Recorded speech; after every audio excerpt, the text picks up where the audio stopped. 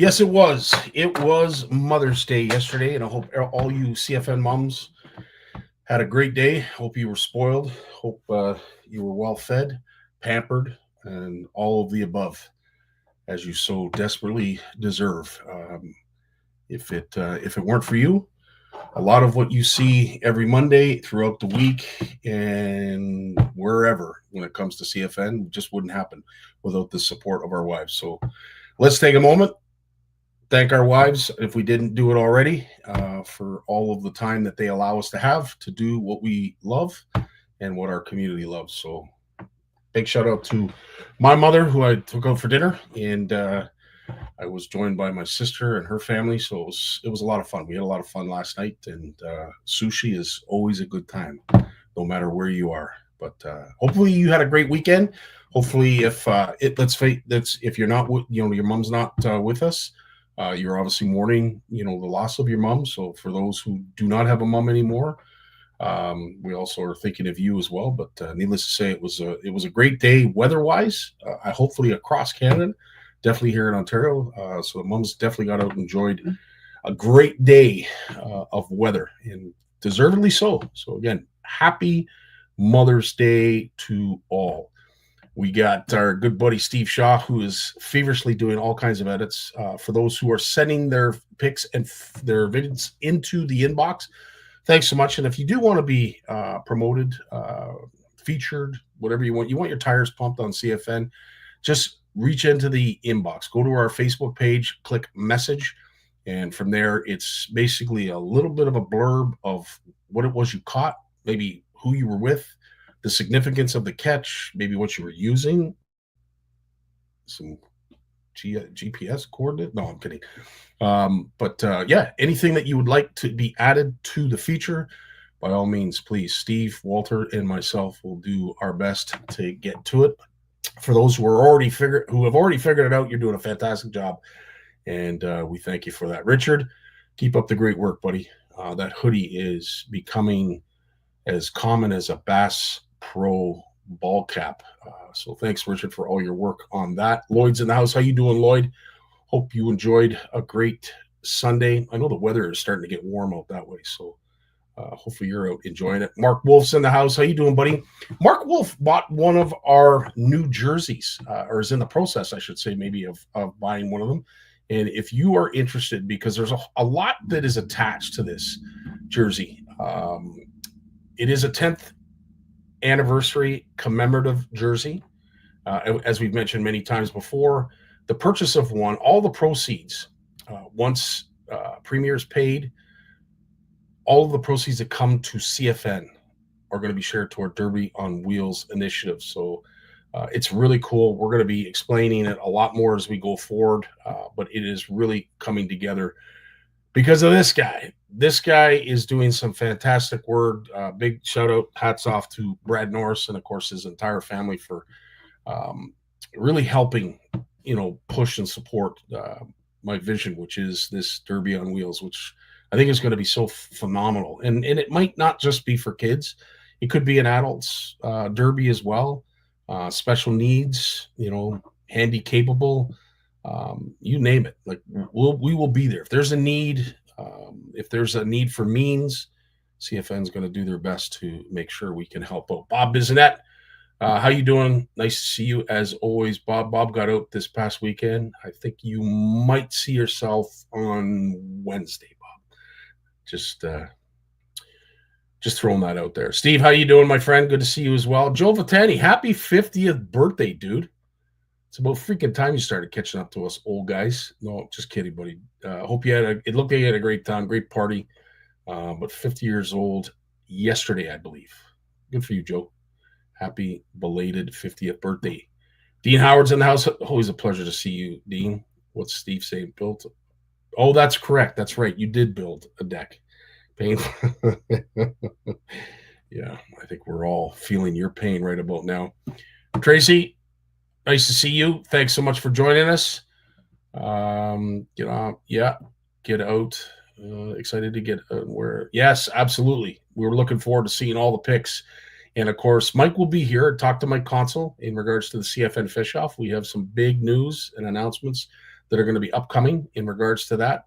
There's a lot happening in CFN, and as I said, I'm really excited to get to all of it. So stay tuned. Billy Bass is available. Nice, sweet. Nice to see you, Chuck.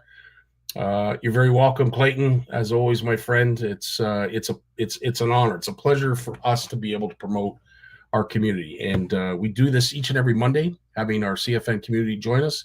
We are viewed each week by at least 1,300 people. So we really thank those who are dedicated to what we do here each and every Monday. And it's basically enlightenment, entertainment, education, you name it, the 3 E's. Enlightenment. I don't know how, is that an E or an I?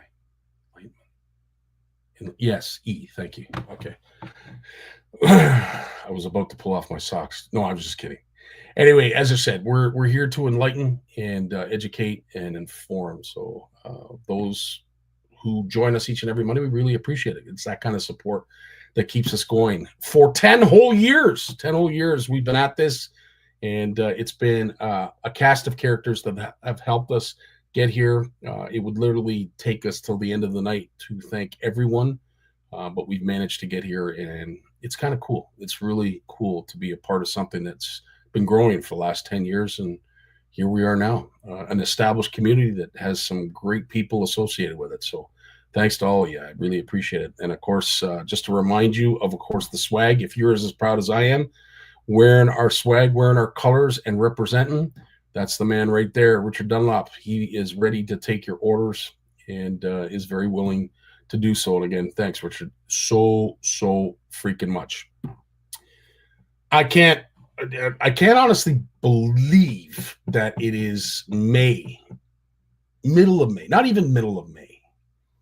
Our 7th annual CFN retreat, August 10th to 16th, is almost booked. There are 2 beds left. That's it. So if you're interested in coming to Horwood and enjoying a great week of fishing, great week of people, fun, laughs, stories, you name it, by all means, please reach out to Warren and Doris and be one of those 2 beds that are left. You'll be sleeping with the maniacs in cabin 1. That includes myself, Richard. Who else is going to be with us, Richard?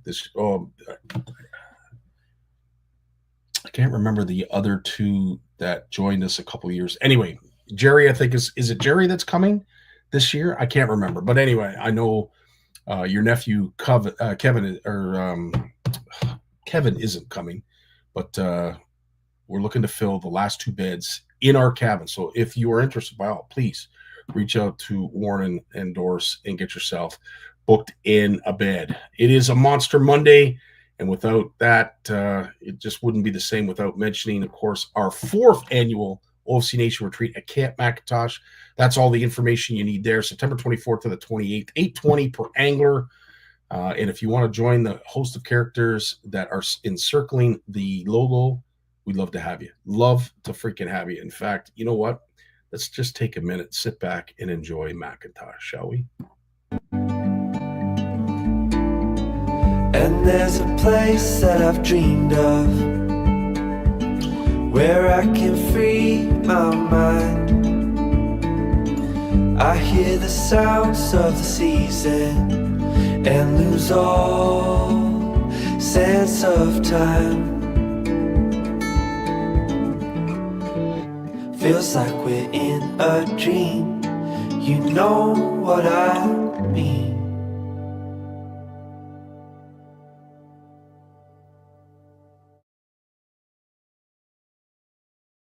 Yep, it is Camp McIntosh, and it is our 4th annual CFN / OFC Nation retreat. Again, that is all the information that you need, and please reach out to Tracy. That's the information you need to get in touch with her to get yourself booked. I think we're about halfway there right now for Camp McIntosh. So again, not full, not like Horwood right now, but I'm expecting it to be very, very soon. So don't hesitate, don't delay, get yourself booked so we can see you on the 24th. For all the information that you need, that includes your boat, meals. All you got to do is bring your whatever you like to drink, whatever snacks you like to eat, because you're not going to go hungry, and all your gear. That's literally all you have to bring. So again, reach out to Tracy, head on over to their website if you want to know a little bit more. But Camp McIntosh is a go, and we're about halfway there. So I'm looking forward to that. For those who know, the North Channel Walleye Open is happening again also on September 19th to the 20th. It's the weekend before our retreat at McIntosh. So it's going to be busy. It's going to be real busy. And of course, this is really old. We're up to $65K in cash and prizes right now. There's going to be a lot more announcements going forward. What is really, really cool is the fact that we have a pre-fish tournament as well on top of the tournament itself. It will be run by our good buddy Mike Consul and Anglers Atlas. They're going to be helping us out with the app. It's going to be a catch, photo, and release pre-tournament. So again, there's a side bet, and Shimano has stepped up to the plate in a huge way with some wicked prizes. So there's a lot to be given away at Spanish. And I want to thank the town in a big way for helping support this incredible event, which is truly going to be awesome. And for those who are interested in joining us at the Expo, we are going to be handing out an application very soon to all of our Made in Canada vendors, as well as those who have shown an interest in coming. So stay tuned for that, and hopefully we'll be able to get that tent booked. We're pretty close to it right now based on just the verbal acknowledgments that we've had and commitments. So it's as I said, I think it's going to be a big deal. I think it's going to be a really cool event. So I'm really looking forward to that. But one other thing I wanted to play for you is, of course, this is a new segment that I want to do here at CFN. DIY. There's a gentleman that has, it's not a new YouTube channel, but fairly new. And he goes through some incredible stuff when it comes to terminal tackle and some real tips and tricks when it comes to presentations. Here's one now that if you're looking to create like a pickerel rig or any kind of live bait rig that you're allowed to use multiple hooks, have a look at this, because this is ingenious and I would say extremely cheap.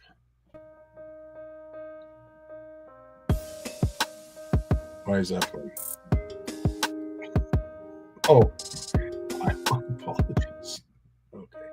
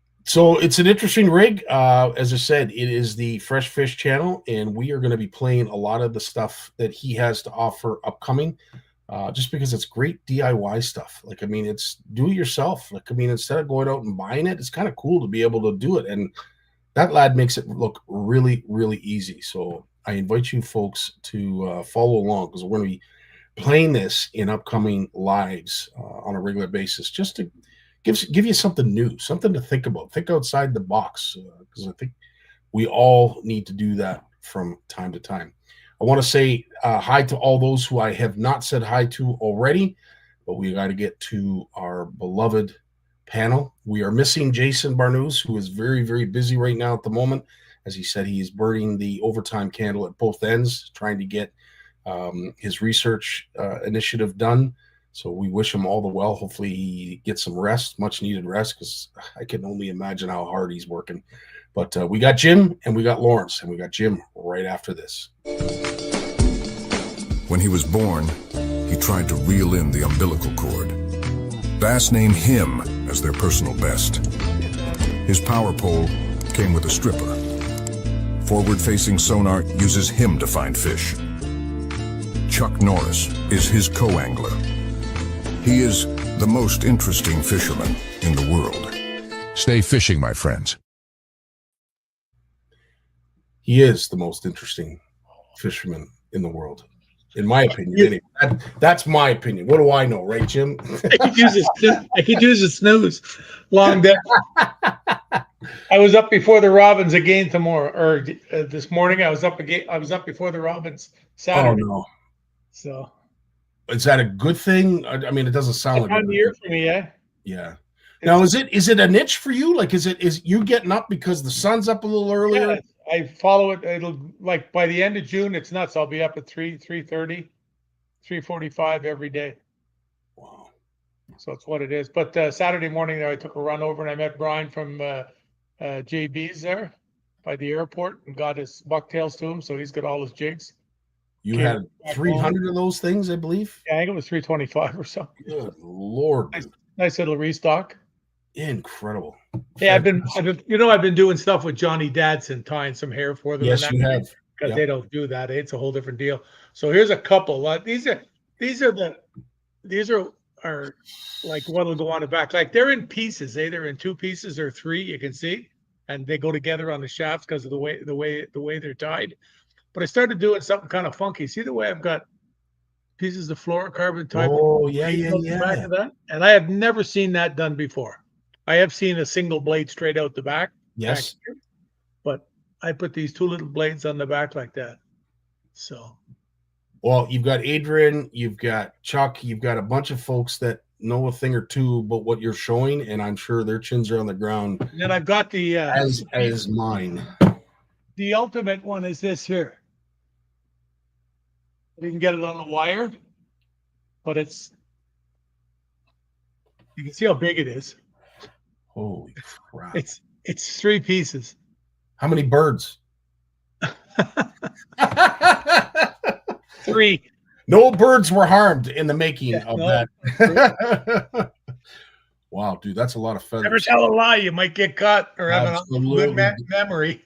Exactly. I got the last of my high-end rods in. This came today, and then now you're rubbing it in. A really high-end rod came. Ooh. Oh wow! I've never tried one of those. You got you and Lawrence 7-foot light. Yeah. And I'm talking to Bobby Belmonte from B2 Guiding in the Kawarthas there. Yeah. And I said, Bobby, what rod do you use for slip floats? He told me that rod, so I got one. Just taking a word of somebody that's a super successful angler, and I'm good for that all day long. It's what it is. And it's a reasonable price rod, if I'm not mistaken. Yeah, right? I think it's like $60. Oh, so like Lawrence was saying, it's even cheaper than the Celis. Wow, that's yeah. Now, on the other hand, I've also got the other ones that came in the week before. They're $850. But it's what it is. Though I bought. I like it to be like tools, eh? Yeah. And I got that second one. The other one there. It's a chatterbait rod, but I got it because a buddy of mine was telling me last year when he was fishing belly spinners with this kind of stuff, he was using that particular rod, and he's a guide on the American side.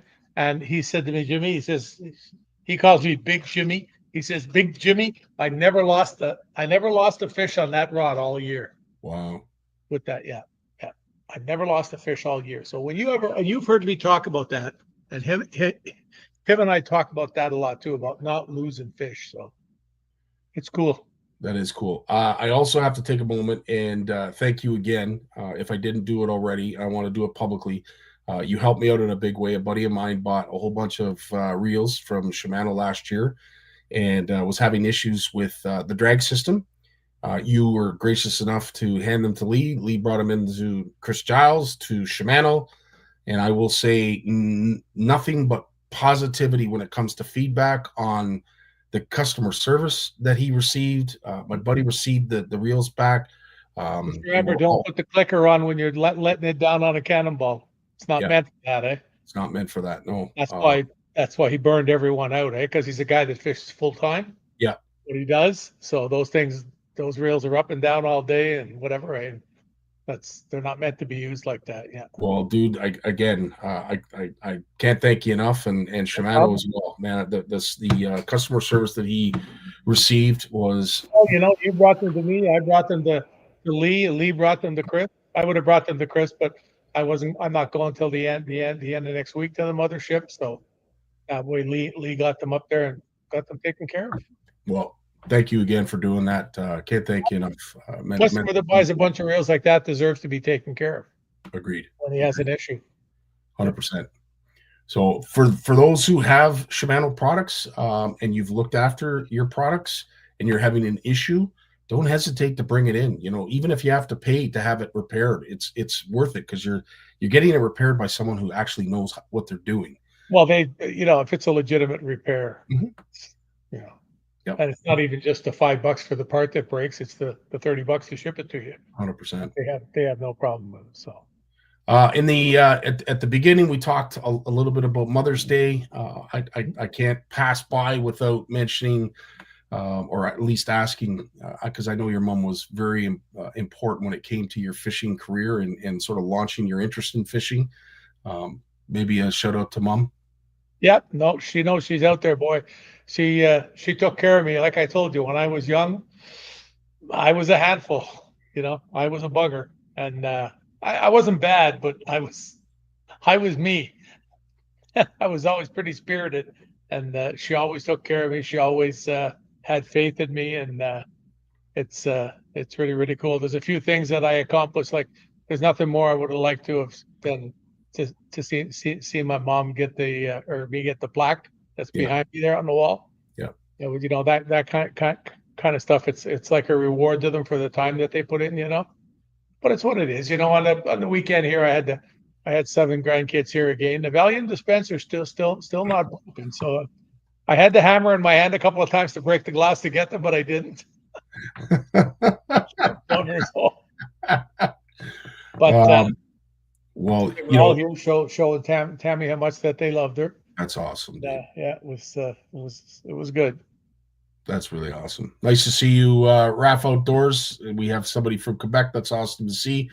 But with that being said, now you get to look back and this past weekend, it was yet another Bassmaster Elite tournament, and young Tucker Smith, and we were talking before we went live, was the eventual winner, came back from 4th place on Championship Sunday to do this. Tucker takes it on Championship Sunday. Happy Mother's Day indeed. The Tackle Warehouse, a Bassmaster Elite on Lake Fork, belongs to Tucker Smith. How old do you figure that kid is, Jim? Like 11. 11. I love it. I would have to say Cooper almost looks old enough to be his dad. No, I'm just kidding. Yep. But he does look extremely young. And when his parents, which I thought was really cool, came up on stage, his mom, was overcome. It was Mother's Day to see her son win that. Can you imagine? That's so cool. That is so cool. The other thing that was really cool too is the number of Century belts that were handed out this past weekend. I know. How many was there? Like a dozen? It was nuts, Jim. They had one third day. So because I don't know it like I'm literally watching folks catch really big bass and throwing them back. They measure, throw them back. What was that part of the tournament? Because there was no way they were culling. I saw a 7 pound on Lake Fork. Yeah. Lake Fork is a special lake. That's where the Texas Lunker thing is based from, and I think anyway, it's to do with that. So it's you gotta measure them, weigh them in the boat, and put them back, and that's what you get. That's So they're not bringing any fish to. no. Oh, I think they're allowed to bring. I think there's something about the giant fish if you get one over 12 pounds or something, because then it goes into the breeding program. Okay. Yeah, they abscond with the fish, and she's shown a good time for the rest of her life, and they collect her eggs and whatever and fertilize them, and that's how they're growing all these giant fish in Texas, eh? So okay, I'm so glad you filled me in because I'm literally whoa. There's and I want to say it was Trey was one, Tucker was another. Where Everybody. They caught I think he had a 5.5 bass or whatever it was. Took a measurement of it. The chaperone or whoever was with him took the weight. There's a new word for an observer. I know I can't spell it. Chaperone. Did he have his girlfriend with him? Oh, I don't know. I couldn't think of observer. Anyway, there's another Marshall. Marshall is what I tried to. Anyway. I was trying to think of it. You got it. Good. Well, think of it. I couldn't come up with I couldn't come up with Marshall or whatever it was you said. I come up with chaperone of all things. This is where my mind is. But needless to say, I'm watching them do all the recording, and then he throws the fish overboard, and I'm like, what? There's no way he's got bigger fish in the live well than that one. That's what threw me off. So now he probably did. No way. The one he threw back was 7 pounds. There's no way he's got 8 and up in that live well. It was guys. One guy had an 8.12, an 8.7, 7.6 or something. Some of the guys had like 35 pounds for the day. So the small fish were 5 pounds. Okay, so again, I didn't get a chance to really watch it in great detail. It was on Fox of all things late in the afternoon, just before the game came on. So I was able to see the tail end of it, and I didn't really see any bass being lifted up. So that kind of this was a catch, photo, and release type tournament that they were trying. But as Steve said, that they were allowed the one over. So basically, you had your one. I think it's 12 pounds. 12 pounds. Wow. I'm not sure, but that just seems to ring a bell. Incredible. Well, needless to say, for that young lad to win this was truly an accomplishment. But Jim, I got to ask the question, and again, we've beaten the dead horse, which is forward-facing sonar. But with this win, and we are starting to see the younger anglers do very, very well right away. Most folks that maybe are on the outside looking in, or maybe they are a part of Bassmaster and that community and what have you. You're seeing this trend of younger anglers do very, very well. Is this concerning for the sport, or is this a good thing for the sport? And well, it's just like change. Like we've talked about this so many times, and I look at it that, what about when we got electric motors, we got braided line, we got better, like better depth finders. Like at first they used to call them fish finders when they really weren't. Now they are, if you want to call them that, like they definitely show you where the fish are. You still got to catch them, because I heard a real interesting thing said the other day, and I've had this opinion and stated it several times too, is that everybody has that on their boat. Well, why doesn't everybody win? And that, to me, exactly. And what can you say to that? You have the same opportunity to use it, and it's just one of those things. It's going to be part of it. I had a guy challenge me the other day. I made a comment that I said, well, you got a lot of the young kids that I know around here that are fishing. They don't know how to use a bait caster very well, because they're not fishing for largemouths. They're not fishing in cover. They're fishing out. They're fishing for smallmouths out in the open, True. Or point. Even largemouths more out in the open. Like on the weekend, a lot of those fish were caught sitting in the tops of trees. Yeah. Lake Fork is famous for that. A lot of fish were lost in the tops of trees too. That too. Yeah, that too. There's Steve. Thanks, buddy. Yeah, that lake was phenomenal. The quality of fish that were being caught, weighed, it really was incredible. I had a buddy that hired a guide there. It's like 5 years ago now. He was down there with his work, somewhere near there, and he got a guide for the day. And the guide had everything, hooked him up with everything. They met the night before, had dinner. He said, we hit it off. He caught 9 fish over 6 pounds. Jeez. Now, he didn't get a big one, though. The biggest one he got was like 7 something. but still, 9 fish over 6 pounds. You're never going to do that in Canada. I'd be happy to do it in my lifetime, let If alone you did, you need a new scale. or a new chaperone. Hi there. But as I said, big shout out and congratulations to Tucker for winning this, and of course, Yeah, he was so happy. So happy and so appreciative of his parents being there to enjoy it with him. But again, like to me, this is a great thing for the sport. It is definitely a change into the guard. I get that, and for the establishment and those who are a little bit longer in the tooth, they might not appreciate this influx and this, I don't know, achievements from these younger anglers. And I have to ask, Jim, have you ever seen this in bass before? Young anglers taking the forefront and center stage like they are. No. I watched it happen in Renegade Bass here 3 or 4 years in a row, the championship. Young kids. And like they're all going to have bad necks by the time they're 40. Yeah. Because just stand like this in the boat all day and look. And it's not exciting to watch. That's true. Yeah. Yeah, Bill, we are. Yes, we are. It's not exciting to watch, but it's what it is. You can chirp about it all day. It's what it is. 100%. So it's you get on with it or you chirp, one or the other. Yeah. And like I said, everybody has the opportunity to have the same stuff on their boat. Yeah. And to me, again, I'm like you.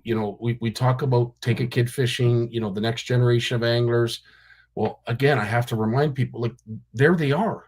This like, in my eyes, this is a good thing. This is going to bring an influx of youth to the attendance, to the spectator group. Yeah, you know how many young kids are watching young kids now? Exactly. Like, again, I mean, like people say to me, they've seen me the time I went out, didn't have the depth finders on the boat, and they questioned why I didn't have electronics on the boat. And I said, well, for what I do out in the back here, I don't really need. I'm a visual fisherman to that point then, and I've learned it out here pretty good now. Mm-hmm. I know where to go, what to do. I mean, last year I had it on all the time, and it was perfect because I had found some little small spots.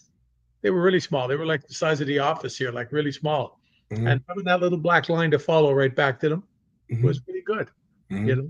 Like, I mean, it was funny. I think I told you about sending the picture I took off my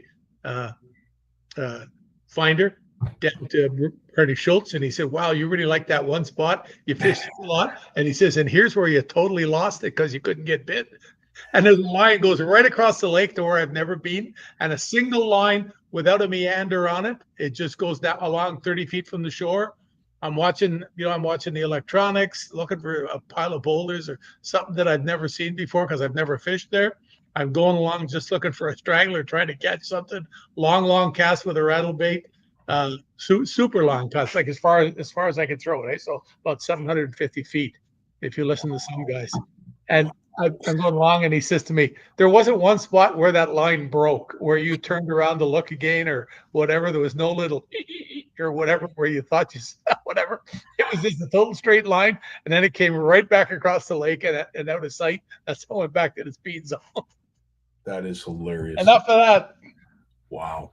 Well, again, big shout out to Tucker, and of course, congratulations to his family and friends who were joining him down there at Lake Fork. A place definitely, if you are a bass connoisseur or a bass lover, place you definitely want to go. It's got a lot of decent trophy bass in that lake, in that system, and they looked hungry on the weekend, even with the weather change. They still looked like they were hungry. The last day was stupid. Yeah. I mean, the last day there's only 10 guys out there. Yeah. And you still saw all those 30-pound bags. I mean, if there were all the other guys out there, I'm sure somebody else could say, big place, eh? 100%. Lots of fish, yeah. Richard, lots of money or a good sponsor is how the industry is going, and it's funny. It's always been like that. It's a great point you make, and I think it was probably best answered by someone who was actually a professional hockey player. And they said, what we're seeing in fishing, and you guys are maybe critical of fishing because of the money that is being thrown at some of these anglers to succeed. The same can be said about hockey and the evolution of, 100%. Look at baseball and the money that they're giving, the soccer players in Europe, or I guess over in North America now too. I don't know too much about it, but you just see the odd thing. Some guy, getting like $70 million to kick a ball around for 8 years or 6 years or whatever it is, stuff like that. It's monster. And this is cheap. Like, and I say that with all due respect, it is cheap to sponsor a bass angler than it is to sponsor an F1 driver. Oh, I mean, we think about it. your whole marketing budget isn't that big. Exactly.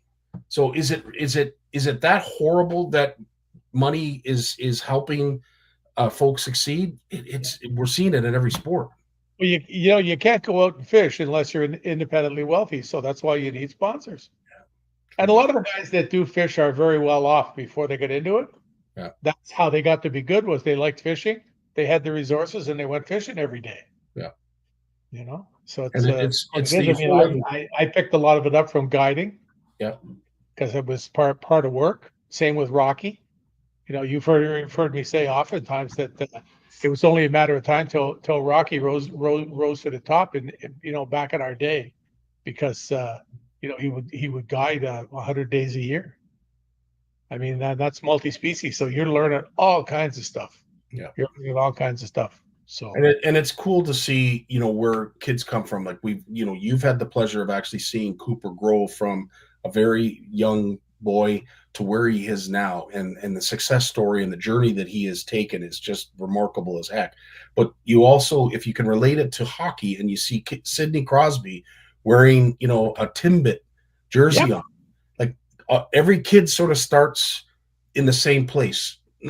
Maybe not everybody, but a good majority of them all start in the same place, whether they're playing entry-level house league or Timbits. They all start somewhere, and I think it's really even cool. A lot of those young kids playing hockey, the families have to have a bit of money. Yes, they do. Especially in the beginning when they're paying, for the ice time and all this other stuff. So it's Bill, one day, buddy, hopefully we'll be able to sponsor you so we can help alleviate some of the stress when it comes to those entry fees. There's a man that does a lot of online tournament fishing. We're lucky to have him. I'm actually surprised he has time to spend with us tonight, Bill. So big honor to have you aboard. But again, a good shout out to Tucker. And that wasn't the only event that was going on. There were several other events that were happening, namely one with our folks up in Algoma and the North Shore Bass Series. This was their first stop, May 10th, on Matenda Lake. Yep, I'm hoping I said that right. It was nice to see some somewhat familiar names, one of which for sure you're going to notice that you've probably already taken notice of. But in third place with a whopping 16-pound, 12 ounces, and they took home $360, were Ken Bondarchuk and Jennifer Taylor. So it's nice to see this in third place. But again, Jim, is it hard? Or maybe it's just me to see bass being held up here this time of year? Oh, it's the season's open.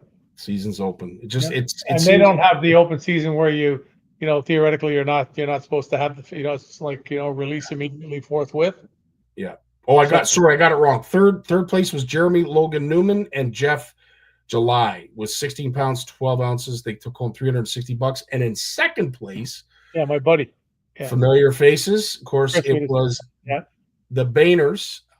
We've got father and son, Chris and his son, Daniel. They had a whopping 18 pounds, 4 ounces and managed to take home with big fish, almost $1,000. So well done to the Baines. So he's only out $500 for them. That's one way to put it. It's. I remember when I started off, and you'd come home and you'd have spent $100 on the entry fee and not $50, $8 on gas, what it was back then. But everything else, and you got bid off by pike, and you lost a whole bunch of lures and stuff like that. And you came home and you won $100, and you realized that you're still $35 in the hole. Yeah, and it is First definitely. thing I ever won was an electric motor. Are you serious? Yeah, it was a Minn Kota Brute. Remember that? They were I do remember that. Yes, they were sort of square metal box. Yeah, and that was when I got real dangerous because I kept it and I had an electric motor. That's when I got dangerous. That's when I got dangerous. That's what I told you when I used to have the 11.5-foot boat. And I Yes. rocks up in the bow because I stood at the back to guide around with the electric. That's what I got. That's funny. And was in smooth, first though. place, it was it looks like a family connection. It was the Spratt brothers. Nice. They managed to take home over $1,000, and they did so not with they didn't win by much. 18 pounds 9 ounces. So the Bainers were only 5 ounces behind. That's incredible. What a close finish. But Well, I won 85 grand by 4 ounces. Oh, is that right? Wow. Well, nice to see these kind of events going on. Yep. And of course, Chris does a good job of running that. I think he's pretty well the guy that really bangs it and keeps it going. I see all his posts. He always tags me on them. Yeah. It's nice to see the guys organized up there doing this and having a good time. 100%. And if you are interested in becoming a member or participating in any of the events upcoming, those are the dates and those are the links. Yeah, like if you're over by Toronto or something, that's not that far to drive, It really isn't. I mean, really, straight up the 400 and. Yep. You've got West, young man. That's it. You got the walleye tournament in Spanish that we have in September, and that's roughly 7.5, 8 hours away, depending on how heavy your foot is. But it's really not as far as people would think. So, yeah, nice to see. Now, Jim, we have gotten to a segment that I kind of thought up, and I want to thank Richard Dunlop for giving me the idea. But we know in the closed circles of Shimano how much of a Rain Man our good buddy JP DeRose is when it comes to Shimano products. The Rain Man. I literally think if you were to blindfold JP, he could put a reel together, and he'd be able to tell you every component of that reel as he was putting it together. With a broken finger. Behind his back. But can he do what you can do, Jim? And a lot of people don't What can I do? A lot of people do I have to get the trophies out? No. What we're going to do tonight, this is going to be really cool. I want everybody to pay attention to this because I'm sure a lot of folks are like, there's no way he can do this. Some will say that, the sounds are very similar.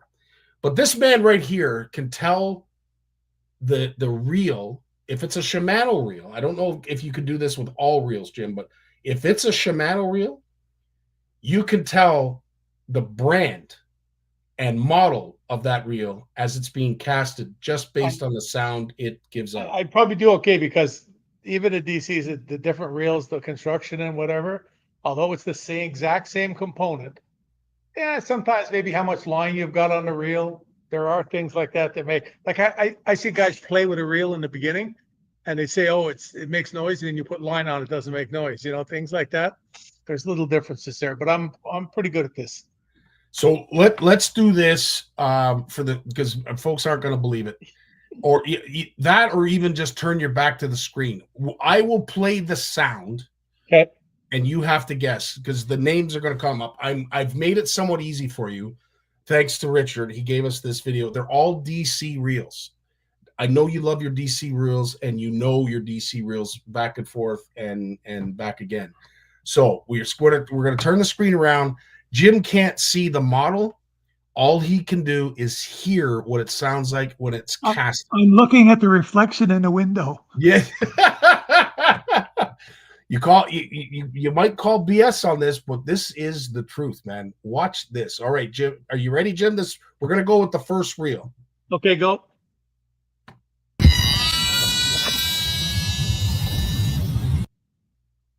That's an SLX all day. Are you come on. Hey, when you sit down in the back in a lawn chair and over the summer you make 10,000 casts out of the lawn chair, you get to know the sounds of things. That's the one that I really know because I use a lot of them. Holy shit. Wow. This is the real deal. Okay. So we're down one. We only have four reels that I picked out. And again, I didn't pick it out. Richard sent me the video, but the light went off and I'm thinking, I know Jim knows the sound of these. Anyway, okay, so we're down one. You got that one, the SLX DC. Here is another DC. I don't know. I can't believe you're going to be able to do this.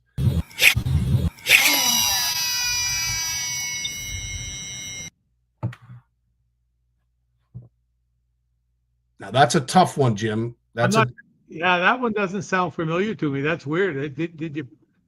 Yeah, that's really, really weird. Could that be one of the GEM reels or something? Yeah, yes, there's something unique about this reel. There's definitely something unique. Scorpion. Holy jeez, man. Is it? Is this reel even available in North America, Jim? No, it's got. That's why I said it sounds different from all the other ones. Holy, so to me, this doesn't sound anything different than the SLX. Anyway, phenomenal. You got a reel that's not even available here in North America. Good for you. All right. 2 down. Here's number 3. Okay, I better play that again because I talked in between it. Let me get back. Let me play this again. You should get this one because I'm sure you've heard this just as much as you have the SLX. Yeah, that's the original, the Curado DC, the first one. No. Come on, man. Holy, okay. This is okay. We only have one more reel left. That's 3 down, 3 of 4. Holy crap. Can he bat 1,000? Can he do what the Jays can't do? Can he bat 1,000? Here we go with reel number 4.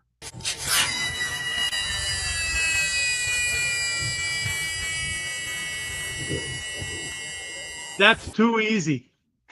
Come on. I'll tell you why before I tell you what reel it is. Okay, I'm gonna take it down. You can turn the screen around. Okay.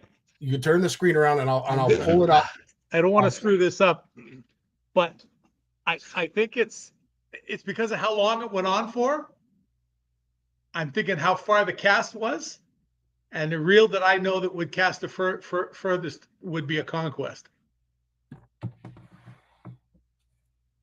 Is it? Okay. I can tell by the look on your face. Buddy, where's my trophy? I need a new shelf. It's the Calcutta Conquest. Yeah.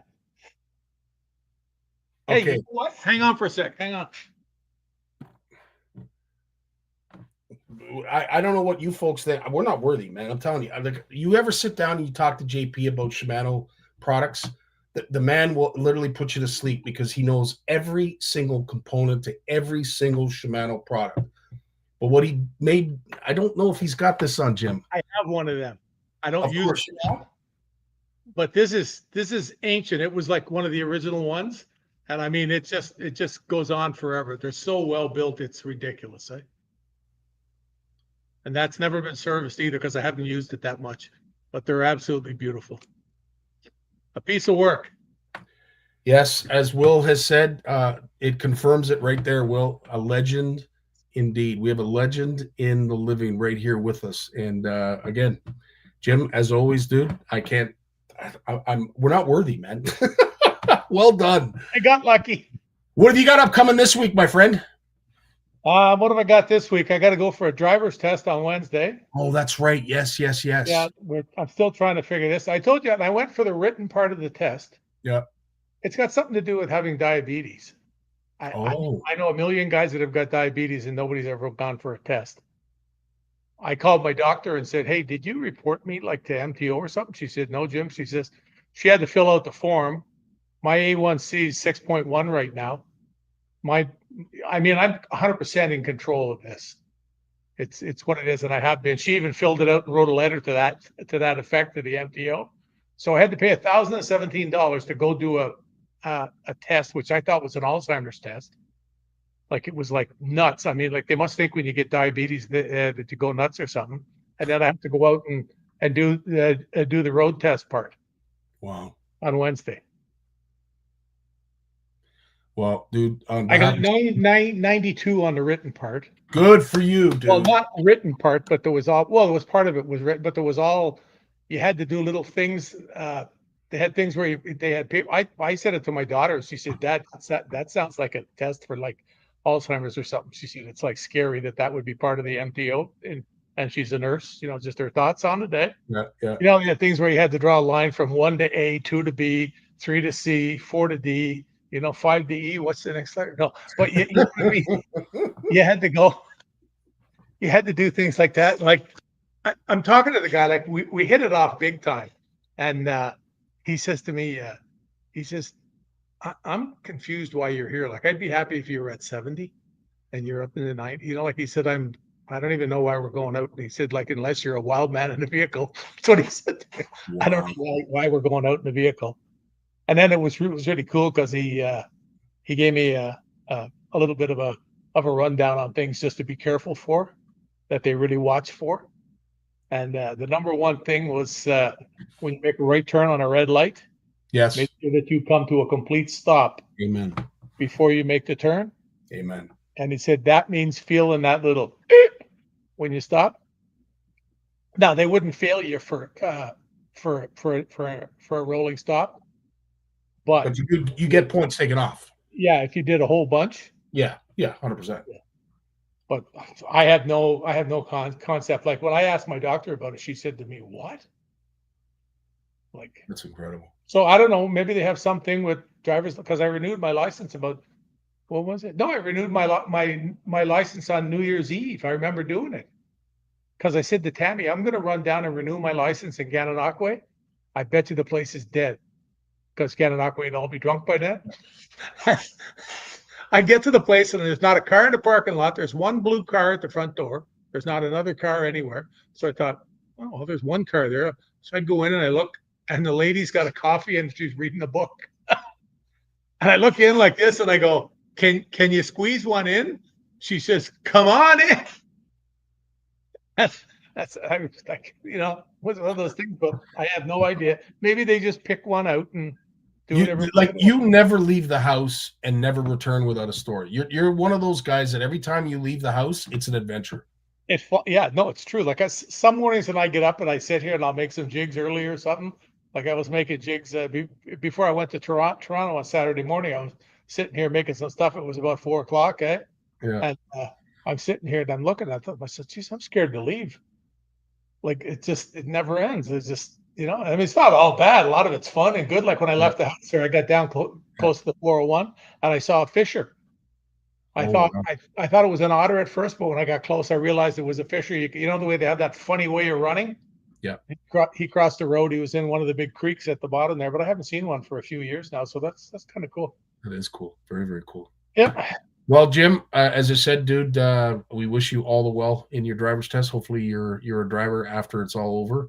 If I don't hear that, I think I'll be okay. It's funny. I said to Tammy, because I have to do it in a car, so I'm going to be in there like this, you know. And I drove Tammy's car around for a couple of days. I put some gas in it. I got it washed, you know, and whatever. And I don't know to hear me, but another little thing I was going to do for Mother's Day was I got two ladies here that clean cars around here. Like they steam the seats.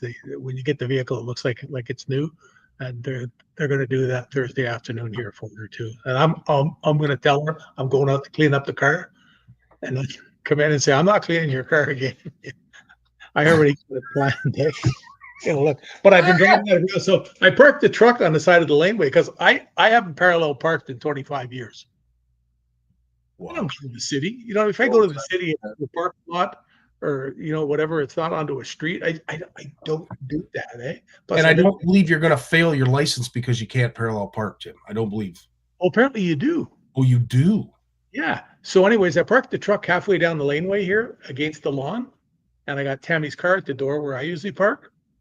And this morning I get in the car. It took me 15 minutes to get the seat right and, you know, the mirrors and everything to suit me the way I want. I thought, well, I may as well try parallel parking on the way out. And I did it perfect the first time. I haven't done it for, I bet you 20 years at least. Wow. And I went right in. So when I came back from getting gas in that, I did it again. I did it a couple more times. And there was once I was off by maybe about a foot, but you know, it's still there. You know, it's a pretty simple thing to do, actually. Yeah, it can be. Yes. You know? Yeah. If you've done it enough times, it can be 100%. And I haven't done. I bet you I haven't done it 100 times in my life, and 15 of them have been in the last 2 days. I would have to say I would agree. I don't think I've ever had to do it either. And I live in the city, and I don't have to parallel park. You'll do everything in your power to avoid parallel parking. To be honest with you. I mean, you're trying to do it, and they're going zipping by you. You're scared when you swing out a bit, they're going to hit you. You know, and I do have a favor to ask. Yep. If that thing works with the car and ladies, do you mind if I use that? because I'm telling you, that's a genius. I love it. Jim, as always, dude, thanks so much for your time, bud, for all you do, and we love you. My pleasure, guys. My pleasure, 100%. You take care of yourself, bud. We'll be talking. Okay, guys, be safe, and girls, be safe. Sir, sure. Yep. Amen. All right, we got Lawrence coming up right after a word from our sponsor.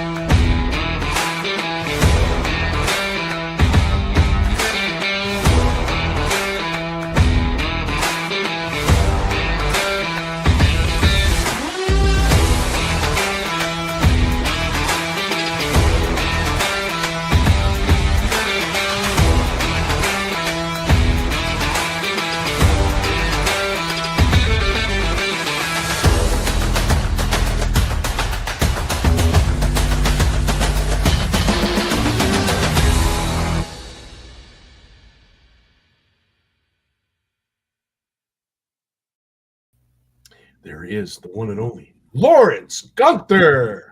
That's cool. Hey, that was cool music, man. I don't know what the hell they were showing, but the music sure sounded good. It was the product video for the Mirabelle reel. But yeah, it was very, very. I love the music. It's this one here. Yeah, you have one right there. Nice. I just got it, man. I got a 4,000. Wow, that's a 4,000. Looks like a 3,000 handle on there, right? Yeah, yeah. But but it's a one size up from a 3,000. The body, okay, and the spool. So it's a little bit, tiny bit heavier, but it's same. You know, it's got the carbon sort of body, the metal sort of rotator here. Oh, no, this carbon rotator, metal spool. It looks like it's like my son looked at it. He goes, "Dad, it's like a mix of a bunch of different Shimano reels when they put this one together." But you know what? That is brilliant of your son. It's that's a great observation because to me, yeah, all of the good parts of the Noski are in the Mirabelle. Yeah, all of the interesting technological advances in the Vanford, some of them are in that reel as well. Yeah. I have to say, listen, anybody who knows me knows I love my Noskis. Yeah. It is very hard for me to choose a Noski over Mirabelle right now. They're that good. I tell you, it's you know, maybe the Noski's a more funky looking reel. According to my son, he's 17. You know, he looked at that Noski, he loves them. He says that's a rockin' looking reel, right? Then the Mirabelle, he says, it look more like a mongrel with the way it's like all pieced together from other reels. But I think the Mirabelle has, like you said, it's got the best of everything. They took the best of this and the best of that, and they put it together in a package that's affordable. And you're getting for the money, that's probably the best buy for your money right now in the Shimano lineup in terms of, you know, you want the biggest bang for the least amount of money. That's in the Mirabelle. The Noski for sure, it's right there with it too. I mean, hell, I love the Sedonas, the Saharas. They're all good reels. You know, I love the Vanford too, but you know, I think there's just a bunch of good reels. But I think that Mirabelle is in the sweet spot for the money for sure. And I was probably the hardest person to convince because, as I said, I have loved my Noskis for as long as I've ever had one in my hand. But then they went and introduced the Mirabelle, and I have to say, Lawrence, it's a really nice reel, really nice reel. And when you spin it, it doesn't wobble in your hands, right? It spins forever, but it's got the balance, so it's not wobbling blah, blah, blah, back and forth, which, you know, is fine. I mean, whoever spins their handle when they're fishing anyways, you know, it doesn't, no one spins the handle. It's just for fun. But it just shows you that what went into building this reel. It's got the higher end, some of the higher end qualities of the more expensive Shimanos. They brought it down and they put it in that reel. You got it, buddy. 100%. Now, if I were to put 4 Shimano reels, spin casting reels, and I were to do the same thing that was done with the DCs to Jim, would you be able to tell me which reels they were based on the cast? You know what? The Shimano is amazing. They built a really good core reel, and then they just keep adding a feature and a feature and a feature and a feature. And the more you want to spend, the more of those features you're going to get. But in the end, they're all good reels, right? Like, yeah, you can go down, you know, into the $20, $30 range.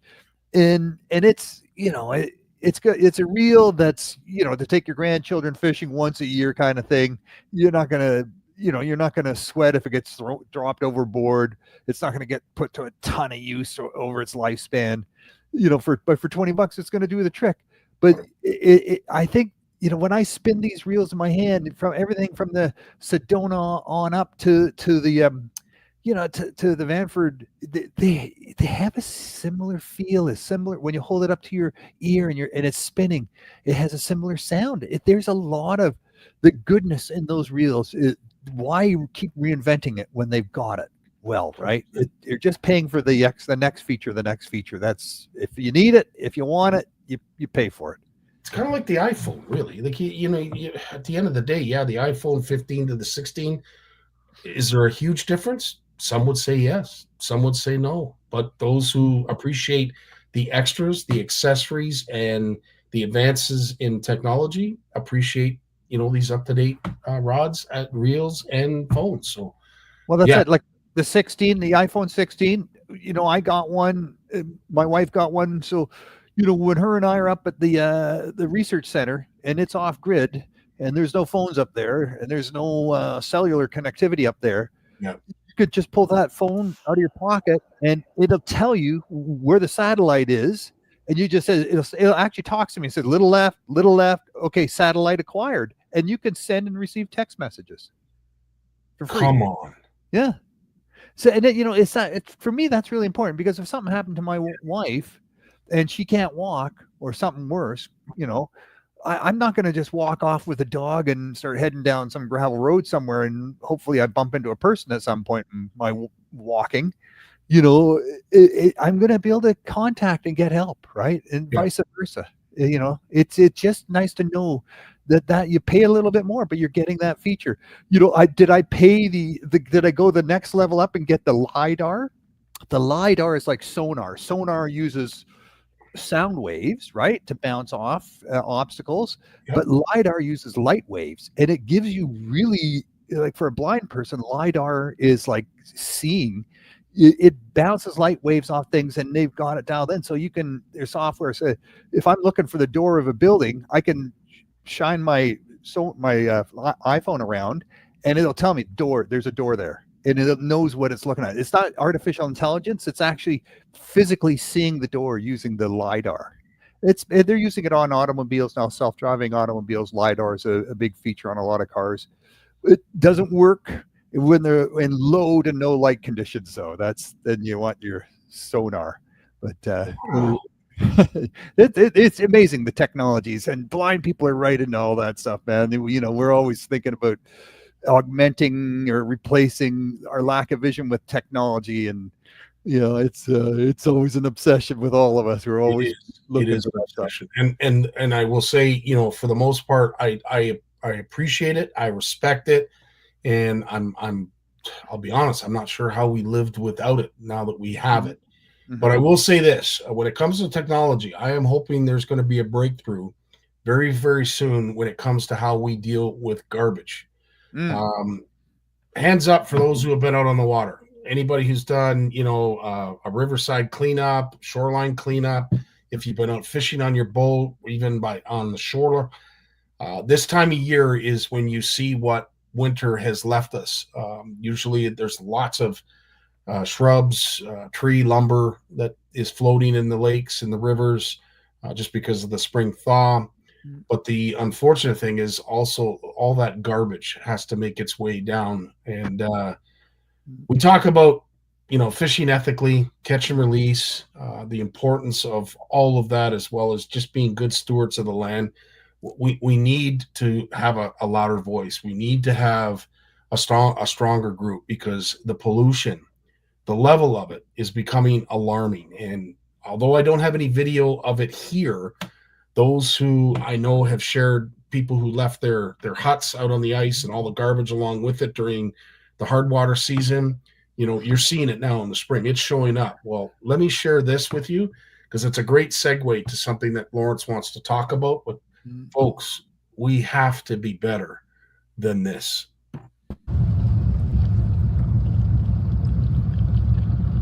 Why? Tax dollar not at work. Why is this lake this way? Why? You know, there's got to be something done. I mean, why? One of the prettiest lakes in the world if we didn't have the trash. You know, everybody in Pike County has to pay a garbage bill. Everybody. Somebody's not paying it. Somebody's doing something with it. I mean, it's, you know, I know there's a lot of wood, but there's a lot of trash. And there's a reason. And somebody higher up really needs to do something about it. And they could if they would. 1, 2, 1, 2, 3, go!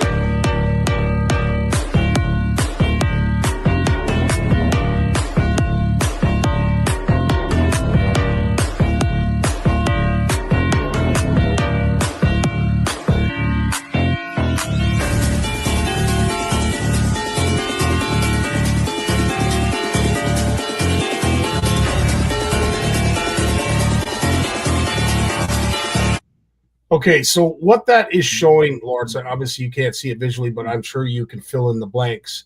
What we just saw was a lake that is just inundated with lumber, but also trash. You see the trash in amongst all the wood, and it's deplorable. If I can paint a picture for you, I'm not even sure how he's driving his boat through this. There's just so much lumber and so much trash. And then the funky music at the end, and whatever county it is that he's in, people have to pay to deal with their trash. And obviously, either it's not being, the money's not being spent properly, or people just don't care and they throw it out the windows, whatever. But at the end of the day, it all finds its way back somehow, some way to the water. And then and I know this only because the last video with the funky music is a river cleanup where the river is completely choked of garbage. Wow. And we're talking all kinds of garbage. We're like, they've got washing machines, beds, mattresses, dressers, like you name it. Everything that you can imagine is in this. And there's probably, I see 40 people, maybe 20, 30, 40 people scurrying around, picking all this garbage, pushing it towards a big excavator that is removing it from, like, look how far back they got to go. This is just a river of trash that is being cleaned out by one big excavator that is running a mile a minute trying to get rid of it all. But it's a great segue to a topic that I know you want to talk about and is very near and dear to your heart when it comes to water quality and how we as stewards of these resources need to be better. Yeah, well, you know, for over 10 years, probably the most successful program, and it's just a weird little program that Bluefish Canada has been running, is shoreline cleanup kits. And, you know, we got these shoreline cleanup kits from the city of Ottawa that was working with shoreline cleanups, sponsoring shoreline cleanups in around the city. And they had these kits built for them by a company, what will go unknown. And it was a little bit of organic, biodegradable plastic with a cardboard sleeve in it. And inside the cardboard sleeve was a pair of plastic gloves and a pretty hefty garbage bag. And they brought these to the shoreline cleanup. And the people that were volunteering at the shoreline cleanup said, "You're bringing more garbage than you were collecting, like the wrapper, the cardboard. You know, come on, like, is that all necessary?" So they only did it once, and then I saw them at this some City of Ottawa table at this little conference. And they're handing these things out. And I said, where'd you get these? Oh, and he told me the story, what I just told you. He said, we want to get rid of these things now. And I said, how many you got? And he goes, 10,000. I said, I'll take them all. I said, what are you going to do with them? I said, people put these in their tackle box. They take up no space. They take up no weight. You can slip it into your knapsack, your glove box, your boat, your tackle bag. It's a no-brainer. I will take those. So he said, take them all. So we picked up all the boxes. I put them in the garage, and we've given them all away. 10,000 shoreline cleanup kits. We bring them to the outdoor shows, and we wouldn't even put labels on them. I'm not putting more garbage on the garbage to hand them out. It still says City of Ottawa on it, right? And people said, what's in there? And I said, don't even open it. It's a garbage bag and a pair of gloves. That's it. And he's, can I 3? Can I take 2? Sure. Here, take them. People love those things. They love those things. And just, they would take them away, and they say, I like this shore where I go fishing. It's always messy. And they'd pick up this kit, and they were going to go use it right? They were going to go use it. And we gave 10,000 of these kits away over the next 7-8 years, just at shows and in grab bags and to kids. Absolutely amazing how popular these things were. Everyone who fishes sees this garbage going on. And these are people that are not polluting, but there are people who fish who pollute too, right? Because you go to these popular fishing locations and there's pollution. So we wanted to take it to the next level and we had 60 of these fishing line recyclers. Yep. And there was all this talk about how fishing line is being recycled into, it was originally fish habitat. It was being turned into fish habitat in the States by a company that will go unnamed. And then they were turning it into t-shirts by that same company that'll go unnamed. And people were bringing their fishing line to sports stores, fishing shops, and they were sending it in boxes, across North America to this company that I won't name. And there was claims that it was being recycled into other things. I looked into that. I'm not convinced that they were sorting out the mono from the fluoro from the braid and turning it into things. There's just too many varieties of fishing line now that you can do this with. So I think it was just I don't know what was going on, but we got these things. I said, look, we're not going to call them fishing line recyclers. We're going to talk them fishing tackle recyclers. And we put them at fishing locations. We have volunteers. We put them at shore fishing spots, at boat launches. And, once a month, someone would tear it down and kick it around, or it would get so full of crap. People would shove their lunch bags in it, and it had to be emptied. It was overflowing.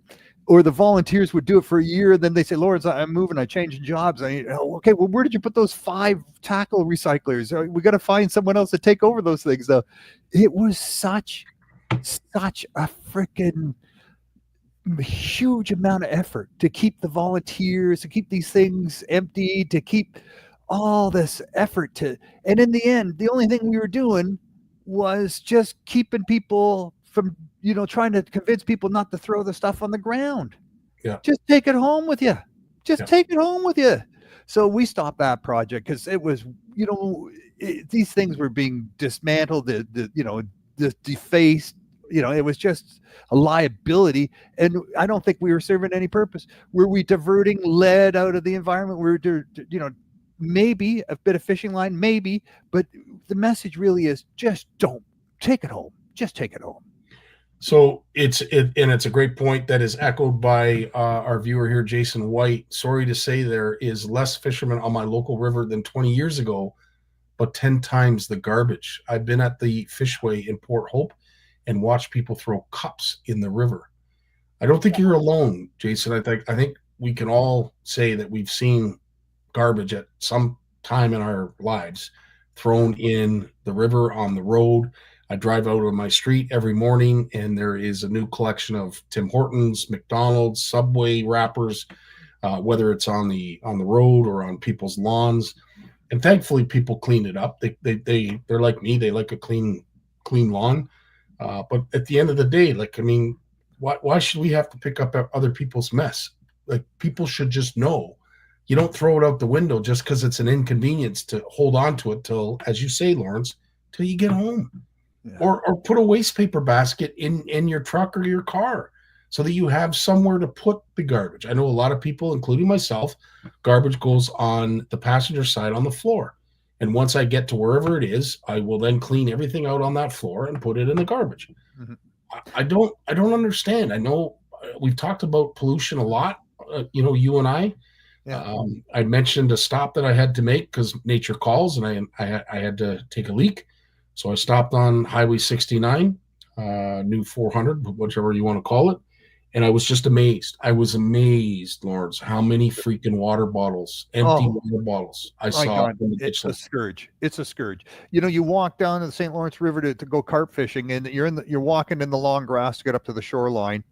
And you're just, you're in 3 feet of grass, and also you're hearing under your feet is crunch, crunch, crunch. And that's not grass you're walking on. It's just solid plastic down there at the base of the grass, right? Because it doesn't get cut, and it's just, you don't see it. It's in the long grass, and it's just crunch, crunch, crunch everywhere you walk. And it's just those empty plastic bottles. How hard is it to haul one of those plastic bottles out, right?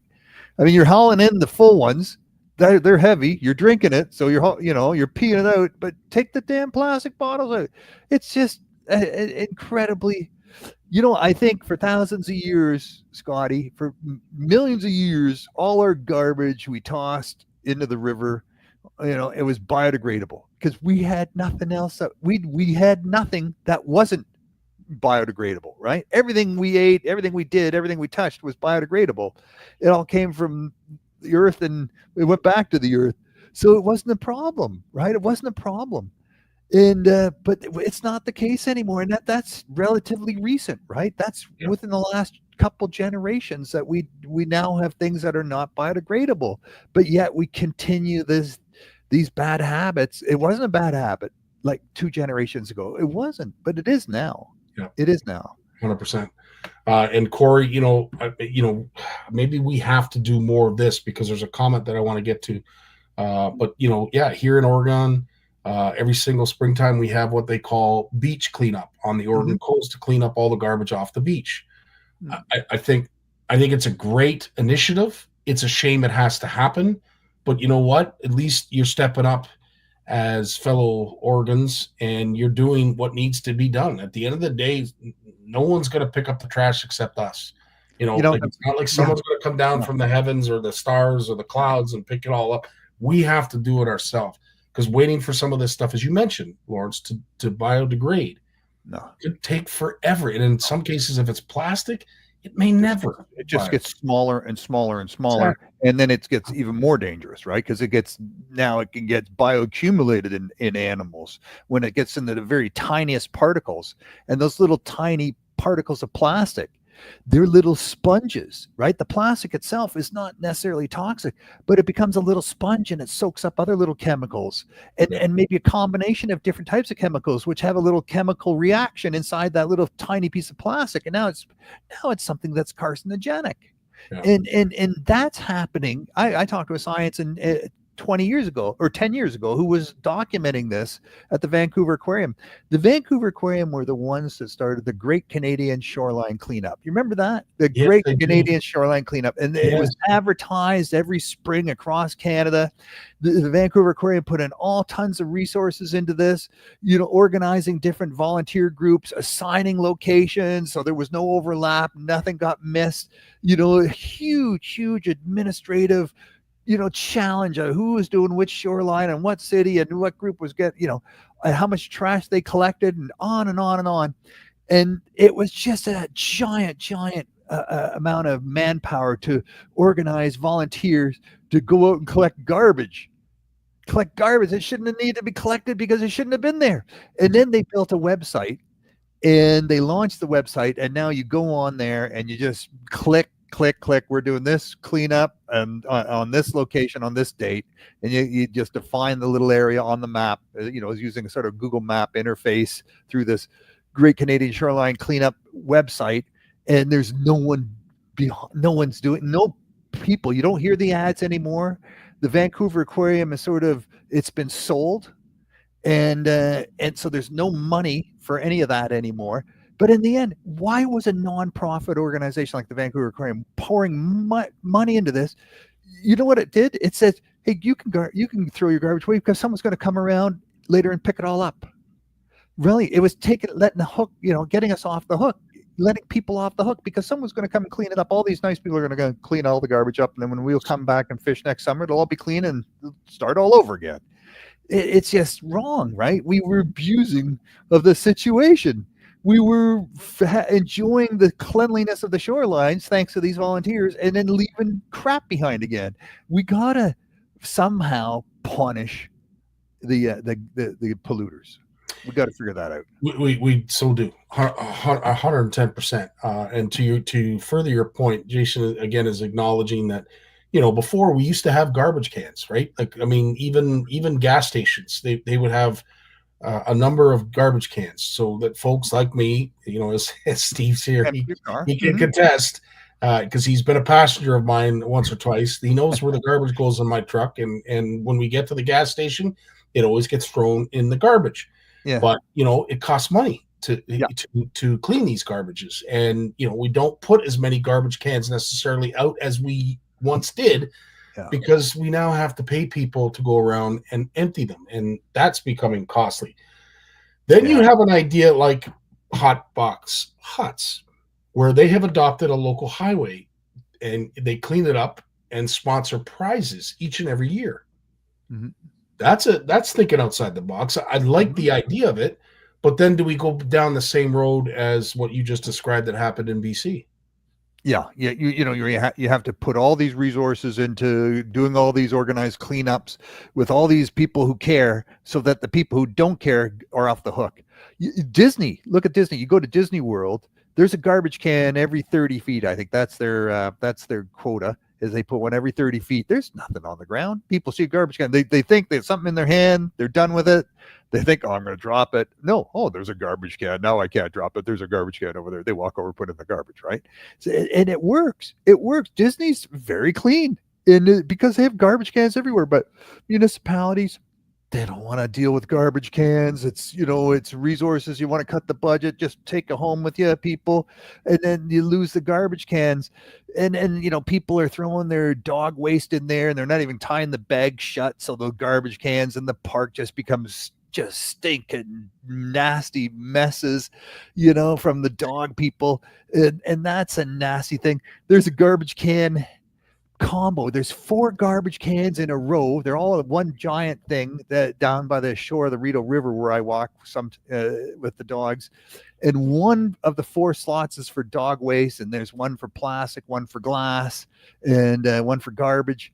And it's an amazing thing that they put out there. It's an amazing thing that they're doing, and I think good for you, City of Ottawa, man, because it shows we care enough to make sure that people have a place to put their garbage, and they can actually, organize their recycling as they're dropping it in. So it's not all garbage. It's, it's compost, it's recycling.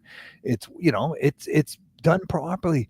I think if we said to our politicians, we want this, and I think shore fishing locations, these anglers are, they're generating wealth in those communities by buying fishing tackle, by going to stores and buying supplies, by restaurants and hotels, by fishing tackle, whatever it is, right? They're going fishing in your community. They're injecting some economic activity into your community. Why the hell aren't you putting some garbage cans down there? Amen. Why do you say you can spend your money here, and but if you leave a mess, we're gonna curse you and ticket you, or just turn you into villains. There's no garbage cans. There's 100%. No garbage cans. 100%. So Hot Box Huts, again, I don't want to take away from what you guys are doing, because thumbs up. Anybody that's going to that extent to reward those who are cleaning areas up, there's not enough Hot Box Huts owners in the world. But you know what? We thank you for what you're doing. It's a small thing, but it's going to help out. And I'm sure that section of the highway is probably the cleanest of all of them. So a big salute to you for sponsoring an initiative like that. I think that's really, really cool. Carrots and sticks, right? We need to be issuing fines to people who pollute, and we need to be rewarding people who clean up and do a good job, right? We got to do both. And it's an embarrassment. People come from Europe, anglers come from the UK. In the UK, you can be banned from a fishing location if you leave a cigarette butt behind on the shore. You book your spot, you go fish there for a day or two, you leave a couple cigarette butts on the shore, you're not welcome back. Your name is known. Next time you try to register for a spot, you're persona non grata. You're a polluter. There's no mercy for people who leave waste behind on the shoreline for anglers. We need to I'm not saying have to get into regulating who gets to fish where, like they did in the UK, where they just have such limited choices, but we need to have some sort of way of penalizing people who make messes, and maybe they'll stop, right? I mean, we penalize speeders, we penalize robbers and thieves, and why aren't we penalizing polluters? We should be. 100%. We have to salute our CFNers like Shane Richard, who are going above and beyond. He went to the Welland, I guess EC. Maybe I'm not understanding Shane. I apologize, but you spent over an hour cleaning up garbage while he was waiting for a bite. Wow. buddy. Good for you. Yeah. Hats Good. off to you, Shane. Yeah. I wish there were more people like you in the world doing that. And I know there are. I know there's a lot of CFNers and maybe some that are not CFNers that are going out with garbage bags, armed hand in hand with gloves, rakes, whatever. And as they set their presentation, whatever it is that they're trying to target and fish for, in between bites, they are taking that time to throw garbage in. And I know a host of them. Like Bill White is another one that I talk to on a regular basis, and he always brings a garbage bag with him and removes it or puts it beside the city garbage can full after his day out. So again, big shout out to all of you who are doing above and beyond work to keep our environment clean. And unfortunately, I wish there were more of you and not more of those who are making the mess. But I'll tell you a bizarre story about garbage. So the St. Lawrence River Institute for Environmental Science, they organize shoreline cleanups and underwater cleanups on the St. Lawrence River using scuba divers, right? Yeah. And that waste is collected and it's hauled out of the river, rubber tires, you name it, shopping carts, washing machines, you'd be surprised what comes out of the river. You know what they started finding is batteries from the navigational aids, the big buoys that have the lights on them. So when the battery would die, the Coast Guard would pull up, take the battery out of the buoy, drop it into the river, and replace it. no. And these were lead acid batteries. And these scuba divers, these volunteer scuba divers, found these batteries lying in the bottom of the river and said, "What the hell's in that box? What's that big box doing down there?" And they look, and it's a freaking old battery. And the Coast Guard had been doing it for decades, had been dropping their old batteries into the river. So it's not. Like you think it's common sense, right? But I swear to God, I think it's recent. Like we're just getting used to the idea that shit we leave behind is not biodegradable. We gotta take it out. We're teaching Boy Scouts that we gotta take it out. It doesn't come naturally for people. Maybe our kids will, they'll think we were all just a bunch of nutheads not knowing this. And they do think that probably, they do, but we gotta get better at this.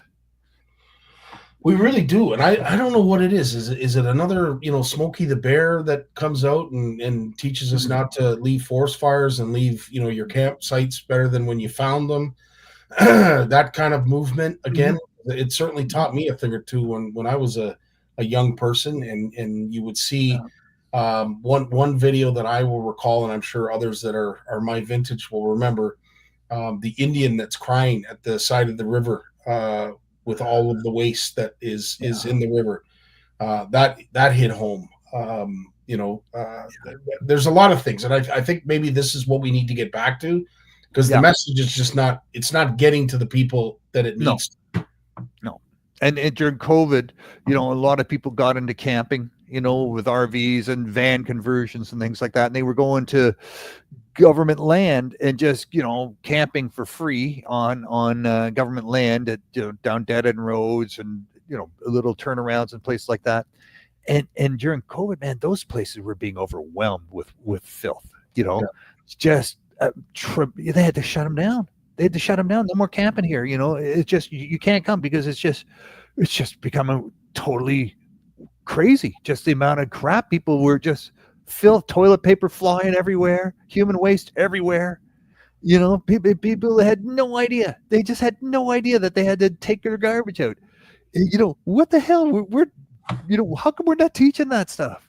I couldn't agree more, dude. And really, at the end of the day, it's my biggest fear that we fight for the accessibility of angling, but yet we have instances where we're showing situations, especially during the hard water season, where people leave a ridiculous amount of garbage behind. And George, you always have the right comment.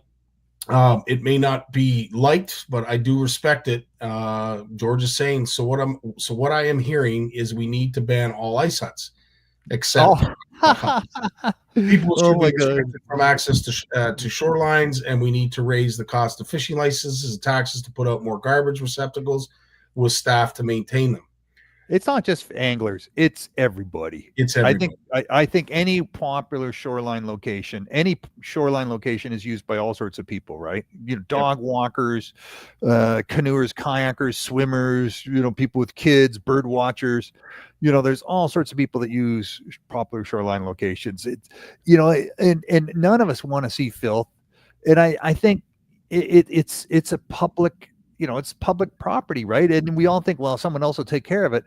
And if we all think someone else is going to take care of it, and we can throw it away and someone else will take care of it, it's an educational thing. And if we have to invest a little bit in making sure that there is places where people can put their dog do waste and some of their recyclables, then we should. Why not? Why not? Why do we have to get volunteers to do something that should just be? We should just build it into the system. And for those people who need a little bit of a stick, why shouldn't they, get a ticket, right? Why shouldn't they? Agreed. Point well taken, George. As I said, a great point that you make. And I guess if you're looking at it, maybe if you're new to the channel and you're just hearing Lawrence and I talk about it, that might be something that you're thinking right away. It's not what we're obviously trying to get at. I just think all people, as Lawrence said, not just anglers, but all people have to be more conscious of the garbage that they're leaving behind. And hopefully we don't see scenes like we just saw before we started talking to you. Now, we have kicked that polluted dead horse enough. Oh my God. We're going to depress the crap out of everybody. Absolutely. I'm hoping you have a few good news stories to share. Oh, man. I tell you, we got some. Hang on. I got a little list. So, okay, May 12th. May 12th, today, the Bluefish Radio show that just came out today, it features a couple of the experts from Water Rangers. And Water Rangers was contracted to do the watershed health study this year. So there's basically 11 major watersheds in Canada. How many of them you think flow south across the border? I'll give you a guess. 2?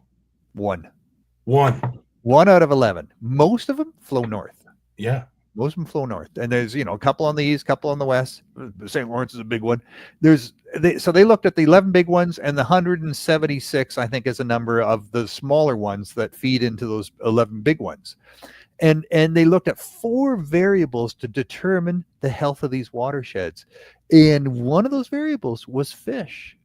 Now, they were looking at numbers of fish, right? Numbers of wild fish, not invasive fish, not, Chinook salmon in Lake Ontario, fish that have been put in there that, but native fish species. How are the native fish species doing in terms of numbers?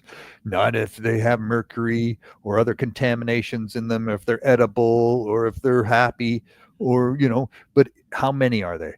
And unfortunately, this is sad. Sorry. It's a little bit sad news here, but good news is they're looking at fish numbers to determine watershed health. Sad news is in 85% of the situations, they didn't have enough fish data. And I'm thinking this is a call, right? This is a call for community science by the angling community. We need to find ways to generate that community science, that type, what they call citizen science or community science or whatever you want to call it. I call free science, us doing science for free and reporting fish numbers to properly document and track, the health of these watersheds. Are the numbers going up? Are the numbers going down? And to give a better indication of the health, where do we need to intervene before things go horrible, before all the fish are gone? So I think the fact that you've got environmental groups, looking at fish and not in a bad way, not in a don't eat the baby seals kind of thing, right? That's not what we're talking about here. We're not talking about, Bridget Bardot coming and saying, stop harvesting those baby harp seals. This is about just counting fish. There's no way they're going to be able to do it because they're environmental groups and they don't have near the numbers of anglers. Anglers outnumber environmentalists probably 100 to 1, in terms of who's getting their feet wet. And we could do this. We could generate the kind of data that they need to produce, year after year after year of accurate watershed health reports by counting fish, right? Counting native fish. So I think that's pretty cool. If I could be so bold and maybe think against the grain, is it possible? Because I agree with you 100%. We need to get more citizen science involved. And I've been saying that forever. I love the approach that the MNR are taking now. They are certainly allowing the voice of the anglers to be heard in a way now that I've never seen before. So we have to embrace what's happening now. But I also have to. Yes, I do. I trust me. I've been very critical of it, and I have been just as excited to see the avenues of which we can use citizen science and we can gain the kind of information that we so desperately need. However, am I off the rails to think that perhaps maybe we don't need to know everything? That perhaps we don't want to know exactly how much pollution is in our fish? Perhaps we don't really want to know or tell folks that eat fish on a regular basis that, time out, you might want to rethink about eating that third tuna. You might want, or a piece of tuna. You might want to rethink about eating that salmon fillet. Yeah, look, we're talking watershed health, right? So, fish health is the canary in the water, and it is a sense, if the fish are suffering, if the fish are bioaccumulating, they're suffering, and then if we eat too many of those, we're going to suffer, and you wonder, like I was saying about the microplastics, it's one thing every time you wash a fleece garment. Like they say, 1,200 little threads of plastic of your fleece. It's plastic. That's a form of plastic. 1,200 little threads come out of your fleece garment every time you wash it, and we don't have the technology at our sewage treatment plants to take those little fibers out of the sewage. It passes mostly through the sewage treatment plant and then is released back into the river or lake or wherever. Right. And along with all our little microfibers. But then, okay, so you think, okay, a fish eats that somehow, swallows it, they poop it out or pee it out. It's, it's not going to get stuck in the fish. That's what we were thinking. But now we realize that, it's the plastic is getting so tiny, it breaks down again. It's not being peed out, it's actually accumulating in the muscle tissue of the fish, and it's accumulating in us. And they say, if you live around the Great Lakes, you have enough plastic. Someone said it's like a little plastic stirring spoon, one of those little plastic spoons at the coffee shop. That's how much plastic you have in your brain. That's what the scientist is saying. It was a published report that came out this year. And he's saying that there's much plastic as one of those little plastic spoons in little tiny pieces in our heads. And that's just freaky. I can't believe it. But this is a published, peer-reviewed science report. So we've got to get on top of this. In that scenario, yeah, I know I might be, jumping off base here, but have we now become the canary in the coal mine? Oh my God, we're like the muskie, right? We're eating at the top of the food chain. So everything that's accumulating, it's ending up in us. Yeah, it's ending up in us. There are no more canaries. We're it. We're going to see. We are going to see how much the human body can handle when it comes to pollution, and we are testing ourselves every single day because the earth does not get cleaner. From a visual standpoint, a garbage standpoint, chemical standpoint, it's not getting cleaner. We can make that dissertation. We can say that with all kinds of confidence. The earth is definitely not getting cleaner each and every day. And I don't know 100% if it's getting dirtier, but it's definitely not getting cleaner. And they say 1% of plastic manufactured is recycled. 1%. right? 1%. So the idea that, oh, we're recycling plastic, look, I'm putting all this plastic into my recycle bin. Well, most of that plastic doesn't get recycled either, right? It gets buried because we don't know how to, many of the forms of that plastic we don't recycle. It's not profitable to recycle. It's not the right type of plastic. Right. So it doesn't get recycled, but it gets buried properly, and plastic buried properly is harmless, right? It's like, you're taking the oil out of the ground, you're using it to make plastic, and then you're burying it back in the ground in the form of plastic now. So it's not that bad of a thing to bury plastic. It's when it's released into the environment in tiny little pieces that break down, like shorelines, right? With the waves, you see sea glass, a bottle gets broken on the shore of the ocean. I'm thinking of Atlantic Canada. My kids collected sea glass. They buckets of it, where they were collecting it, 20 years ago when they were kids.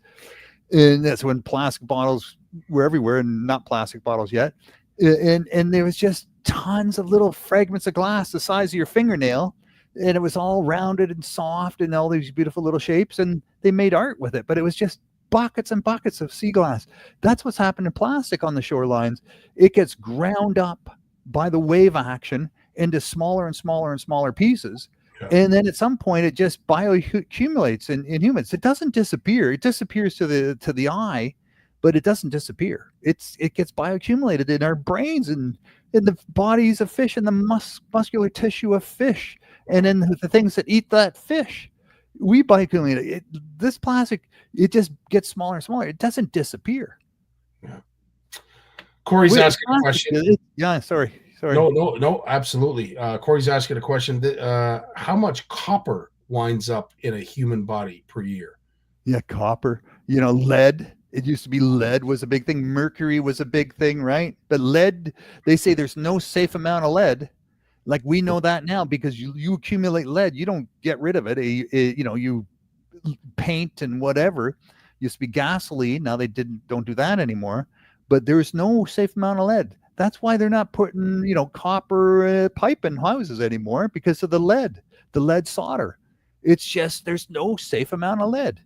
There's none. And you think about your tackle box. Remember the grandpa's old tackle box, the metal ones, and the lead weights rolling around in there, and then they just grind themselves down into a fine powder inside those metal shelves, and then you dig your finger in there to pull one out and pick your nose and lick it, and you get a nice lead booger. That's oh, that's bringing back some personal memories for me. Holy smokes. Remember those tackle boxes? We all had one, or knew someone that did. So lead is just, you crunching the sinkers, the split shots with your teeth. You're closing with your teeth. A little bit of lead sticks on your teeth. I tell you, there's no safe amount of lead. I would have to say one of the most infamous boxes that I remember back in the day, tin boxes, had Queen Mary on it. And what was so cool is the first time that I watched Shawshank Redemption, which is one of my favorite movies. Great movie. When Red goes to the Wall of Stone and his buddy tells him, it's under a rock that has no business being there. And he, shuffles the dirt off of it, and there it is, the box with the Queen Mary on it. And I'm like, how many freaking times? Like, that reminded me of fishing. The minute I saw that box, I'm like, I want to go fishing. Yeah. Those boxes were indestructible, eh? They were indestructible. Those were the tackle boxes of back in the day, man. Those Queen Mary. And they held tobacco, wasn't it? Was it tobacco that they held? I don't know. But those metal tackle boxes, the ones that look like big lunch boxes, right? Yes. They had one or two shells in it. I remember we were salmon fishing down on the Brawny River, and I took my my mom had she had a boarder in our house. She was trying to make a little bit extra money, so my oldest brother moved away, so she rented out his room.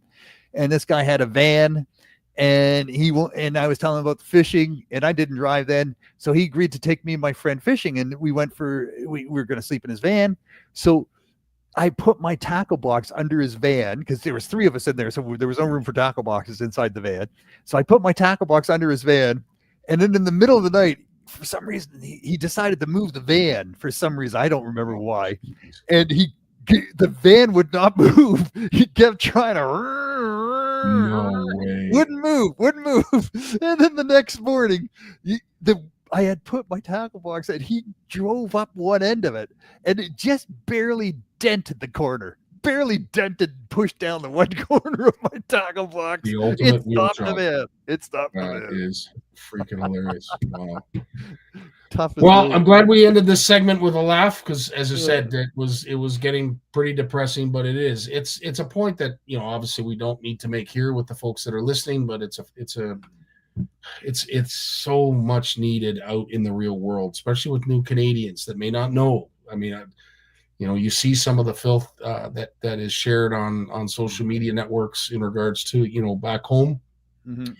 You know, this is a way of life for them. This is what they've lived and grown up with. So it's like second nature to them. We need to change that. That mindset's got to change. And we, as the older Canadians, need to be sending that message. And I don't know how we tackle that problem, but we better tackle it soon before it becomes like we watched just before we started talking to you. That video was alarming, to say the absolute least. And we see the rules in the United States changing on a lot of this stuff now, right? They're reducing the rules in terms of what you can throw into a watershed. You know, what is pollution? You know, how much pollution can you throw out? And those rules are softening because they're in the way of business and the regime in the States. They're softening those rules. There's an interview I have coming up with the executive director of the International Association of Great Lakes Researchers. So their annual conference is taking place in Wisconsin this year in June 2nd to 6th, you know, and a lot of scientists from the United States won't be able to come because they lost their jobs.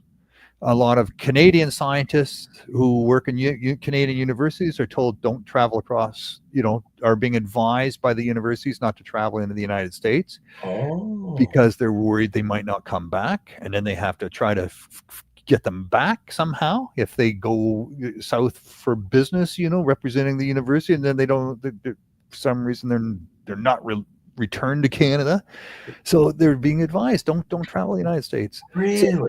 It's the crap that's happening to the scientists on both sides of the border. It's freaking people out. It's just freaking people out, and for good reason. Let's not freak out anybody. We've said enough to get people thinking and asking good questions, but at the end of the day, hopefully we can somehow encourage others to be better. And if we can do that, that's all we could ever ask. We can't ask anything more. Just be a good example. And garbage is such a no-brainer. You know, we know now that there's nothing, you know, stuff we thought was safe is not safe. So just take it all home. 100%. Yeah. Lawrence, as always, dude, I really appreciate your time. I can't believe that it's almost been an hour. Oh my goodness. I know it flies by. But again, thanks so much for all your time, all you do, and please keep up the great work. Yeah, you too, Scottie. Thank you, buddy. Thanks for having me on, man. No problem. Thanks, everybody. You have a great week, my friend.